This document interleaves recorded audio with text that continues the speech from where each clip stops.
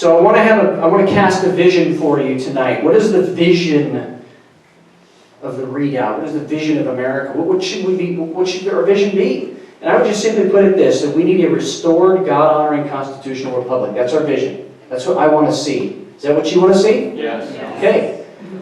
So then our mission is twofold. It's to educate, to liberate, and it's to make freedom happen through action. That's simple. That's our mission. Educate, to liberate, make freedom happen through action. Our goals. When we set goals at the local level, we get an assembly together. The petition for the redress of grievances is a group of citizens that say we don't any longer consent to what the government's doing. When we do that, we have to have clearly defined goals, and I like to say the word metrics, which means we have to have numbers. How many members do we want to have? How many policies do we want to change? How many folks do we want to get elected? Be very specific about it. If you're very specific about it, you'll succeed. And many of us have been working for 8 years to see some of the things finally come to fruition this year. So you've got to think years in advance and strategize. And what are our core principles? Let me go through those very quickly. There's kind of 8 core principles I really believe in for any organization, but especially if we're going to organize locally. The first is leadership is not the ability to compromise, it's the ability not to. It's the ability to articulate your position in such a way that you bring people over to your point of view. No, you'll never be effective. I heard that when I first got on. You will never be effective. You're just going to be one of those guys that's just tilting at windmills. And I don't know, 40 bills later or whatever, that really can't be said anymore, right? Because we didn't compromise. We need to understand something. This is the second core principle. What's called the Hegelian dialectic. How many of you have ever even heard that before? Come on, great, perfect. The Hegelian dialectic, the idea that there is truth, okay, which we would call the thesis. Then there's the opposite in what we believe is truth, which is the antithesis, antithesis. And then there's the center, which is the synthesis. And what we've been doing in the Republican Party, what we've been doing nationally, is we say, oh, well, not that bad. We're only going to come halfway here to the synthesis part. We don't want to go all the way down there to same-sex marriage. But we keep moving left every year. And that's what they do. It's brilliant. So the only way to stop that is say, no, we're going back this way. We're going back toward the truth and holding that line. They are not going to stop. There is no deal you can cut. There is no compromise you can make that is going to stop the bureaucrats from continuing to impose more and more and more regulations and rules until they completely seize the use and title of your land. It's not going to stop. And we have to understand that. Don't give in to the Hegelian dialectic. The next is we need to learn confrontational politics. Some people get really upset at me. They're like, Matt, it's not the way you vote. You vote awesome. It's the way that you handle yourself in politics. Why? Because it's confrontational politics. I'm going to go to someone and say, that's wrong. I don't agree with that. I don't think we should compromise on that. I don't think we should fund Planned Parenthood. I don't think we should. You're not taking everyone else's feelings into account. Right. Here's another example of confrontational politics. When the media comes and says, we want to do an interview with you, right? KXO Live. And they ask you a question, right? They always ask questions that make you feel like you're wrong, okay? So it goes something like this, Representative Shea, is it true that you said that the economy is going to collapse? Oh, no. Well, and you just flip it through. No. Let me ask you a question. Are you seeing $67 trillion in unfunded liabilities, 17 trillion in debt, 94 million people out of work sustainable? Please tell me you're not that dumb at math.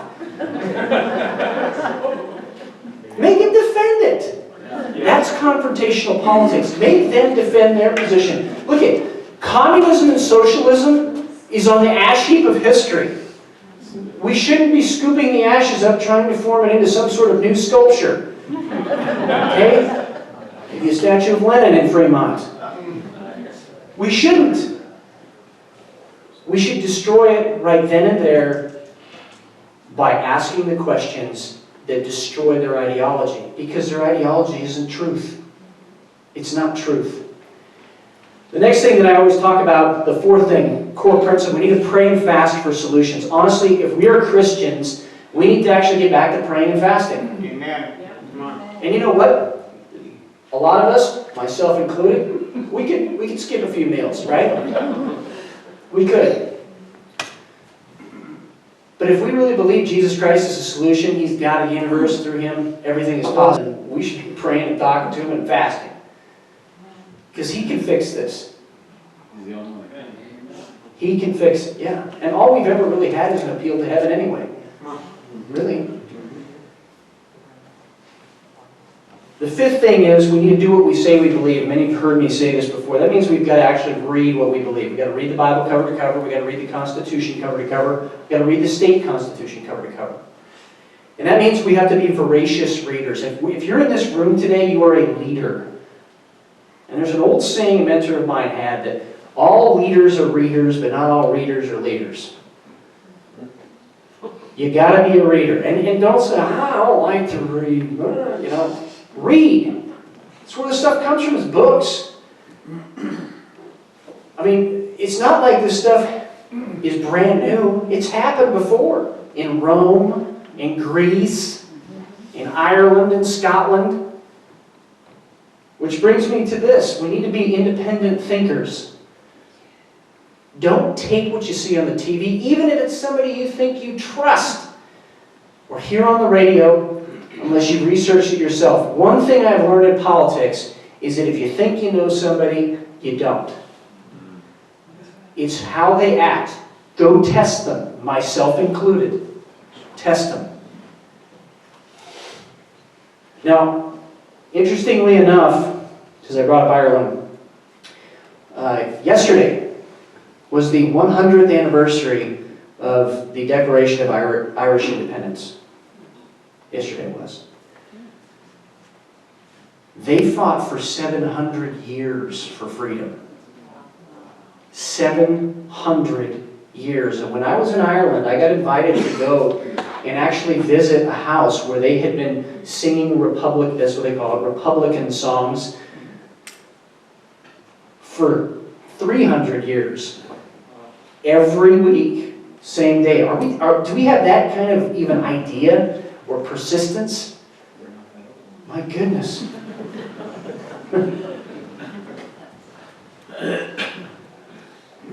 I won't say what I was just going to say.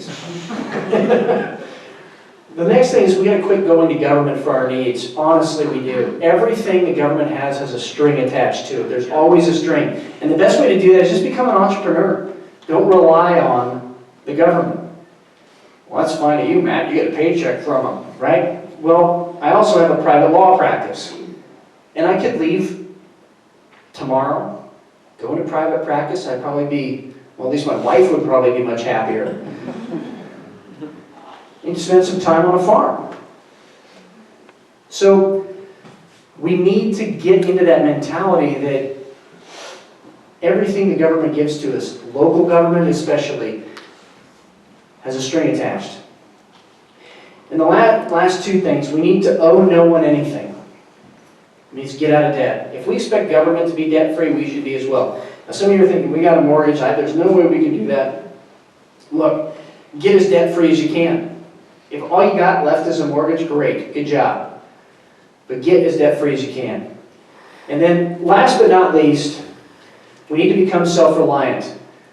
40 years ago, when I walked into my grandma's pantry, it was stocked full because she lived through the Great Depression. It was not crazy right-wing conspiracy talk, these preppers, you know. It was grandma. I mean, you know, she just wanted to have enough to eat. She was a good cook, too. Why is that so difficult for us to grasp? We actually need to, and you know what? One of the biggest reasons we need to is because if a disaster happens and our neighbor comes to our door and says, I don't got any food left, we can be able to help them out. And as Christians, we get a witness to them at the same time. Wow. Great.